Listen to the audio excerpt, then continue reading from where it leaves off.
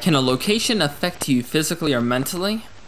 This is a question I get asked a lot, and I usually get a mixed reaction when I answer it. So today we're going to talk about one of the most important aspects of paranormal investigation: protecting yourself from a location.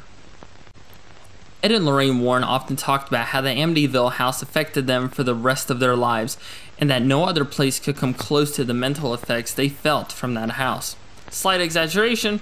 I don't think so, because I have seen and experienced what a location can do to a person. I have investigated and discussed St. Albans Sanatorium many times on videos, podcasts, and just talking with people at events, and I still get chills whenever I look back at the evidence we collected there and the experiences I had there. I'm not going to go over that whole story here, but let's break down what exactly about that place has stuck with me all these years. For one, St. Albans was always a dream location of mine to investigate, and I heard so many people hype it up, and so I had years of anticipation and research before I even stepped foot inside the building. Basically, the building had taken up a lot of my time and attention for years, which placed it as a high priority in my mind, so that's why when I finally went there, every experience I had was accented by the importance I'd already put upon the location mentally. It's the only location that has shaken me to my core and actually made me fearful to keep investigating. I have seen demonic entities in full form, encountered the goat man, been grabbed, got very sick, and came within 5 feet of an elemental entity that would dwarf the tallest person in St. Albans.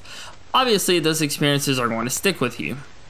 So to recap, I had placed a lot of mental importance on a location for years, and when I finally went, it became a huge deal in my mind, which made every experience more dramatic than normal. This made me feel as if the situation was larger than I was, and it opened up a mental vulnerability that otherwise wouldn't be there. So how can we protect ourselves from this happening at any location? Like with anything else, this comes down to your personal experience and beliefs.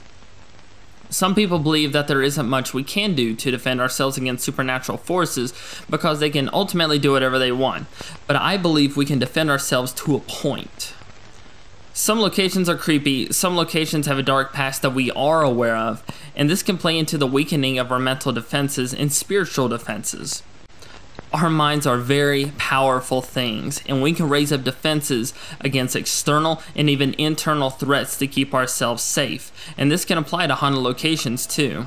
You need to first understand the situation in full and understand what your objectives are and any potential limitations you may have going in.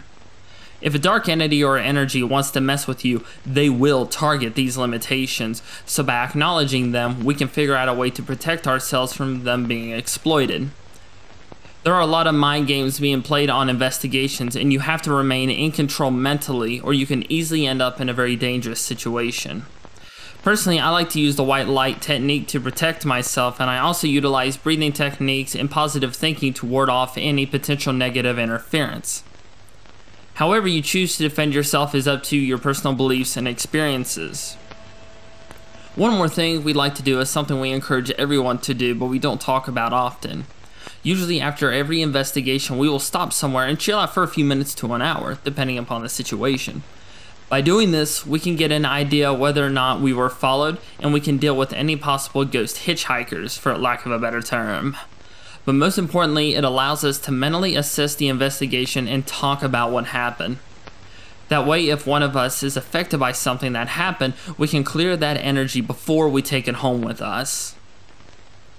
I hope you all have enjoyed this video, and we would like to hear what you all do to protect yourself on investigations, so if you would, please leave your comments below.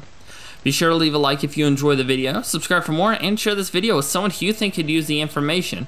I'm Jake from Fife Paranormal. Have a great day, everyone.